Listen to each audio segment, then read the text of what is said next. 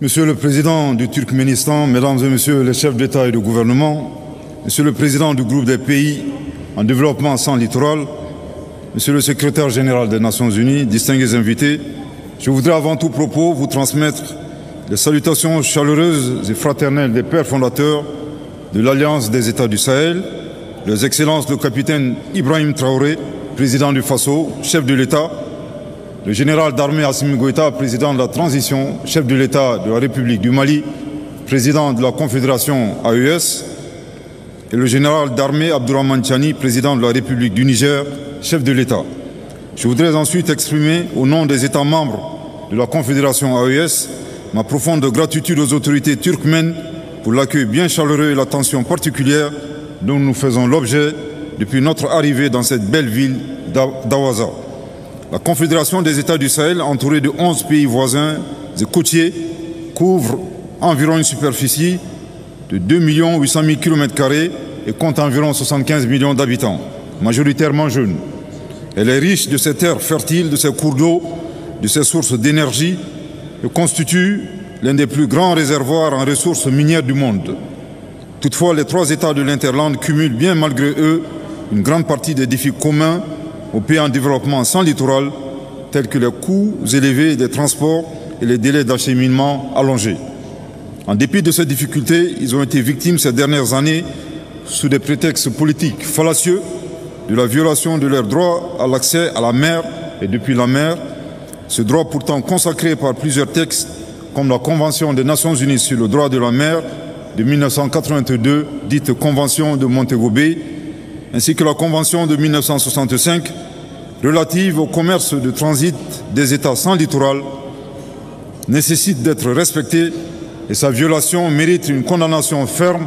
des Nations Unies. C'est le lieu de remercier la République de Guinée, la République islamique de Mauritanie et la République togolaise pour avoir constamment maintenu leur solidarité avec nos pays en gardant leurs frontières ouvertes. La Confédération AES attend du groupe des PDSL une solidarité agissante, y compris en veillant au respect des textes et des principes internationaux. Nous devons donc nous mobiliser chaque fois que des pays et organisations ont recours à des blocus, des mesures coercitives unilatérales et autres sanctions illégales et illégitimes comme moyen d'enclavement, de pression politique et de déstabilisation contre les pays en développement sans littoral. Monsieur le Président, c'est donc avec beaucoup d'espoir que la Confédération AES prend part à la présente conférence qui nous permet d'évaluer l'état de mise en œuvre du programme d'action de Vienne en faveur des PDSL pour la décennie 2014-2024 et d'envisager de nouvelles perspectives prometteuses. En attendant la réalisation des objectifs fixés à Vienne, la Confédération AES a pris des initiatives hardies et souveraines axées sur le développement endogène, notamment en matière de projets structurants et de mobilisation des ressources internes, d'industrialisation, de transformation sur place de leurs produits locaux pour créer de la valeur ajoutée à nos économies. Dans cette optique, nous avons inscrit au cœur de nos priorités nationales et confédérales des politiques d'investissement stratégiques dans différents domaines prioritaires tels que les infrastructures, l'énergie, l'industrialisation et la diversification économique. Pour contribuer à la réalisation des projets confédéraux dans ces domaines prioritaires, il a été créé la Banque confédérale pour l'investissement et le développement. Sur le plan sécuritaire, nos vaillantes forces armées de sécurité combattent avec succès les organisations criminelles et obscurantistes. En témoigne la neutralisation de nombreux éléments, y compris des chefs des groupes armés terroristes, ainsi que la reddition de plusieurs combattants. L'AES dénonce de nouveau les soutiens multiformes apportés à ces groupes terroristes par des sponsors étatiques étrangers. Monsieur le Président, la Confédération AES a foi en un multilatéralisme à visage humain,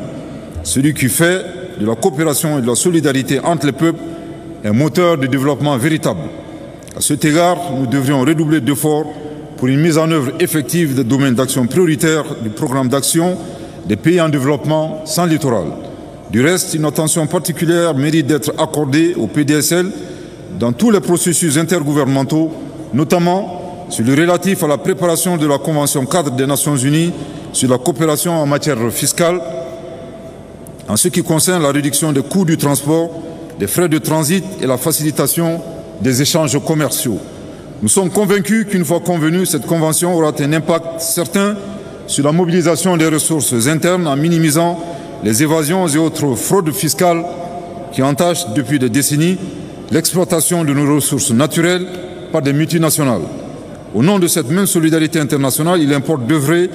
à l'atténuation des vulnérabilités des PDSL. Aussi voudrions-nous appeler à la révision des critères de notation et d'évaluation du risque appliqués aux pays les plus vulnérables, afin que d'ici à 2030, les pays en développement à faible revenu bénéficient d'un financement efficace. Il est également important de renforcer la coopération entre les pays de transit et les pays sans littoral pour développer des stratégies intégrées plus pertinentes permettant de mieux s'intégrer dans l'économie mondiale. Monsieur le Président, Mesdames et Messieurs, la Confédération des États du Sahel a une grande confiance en l'avenir et œuvre quotidiennement à transformer les défis du moment en opportunités immenses de développement au profit de son peuple. Notre narratif est que le Sahel reste une terre d'opportunités et non pas une région de crise, comme s'échine à le dépeindre une catégorie d'opinion. Dans cette perspective, la Confédération AES est disposée à coopérer avec l'ensemble des partenaires dans un cadre équilibré et gagnant-gagnant, sous réserve du respect des principes simples et évidents comme le respect de la souveraineté de nos États, le respect de nos choix stratégiques et la prise en compte des intérêts vitaux de nos populations. Je vous remercie de votre très aimable attention. Voilà, vous venez de suivre.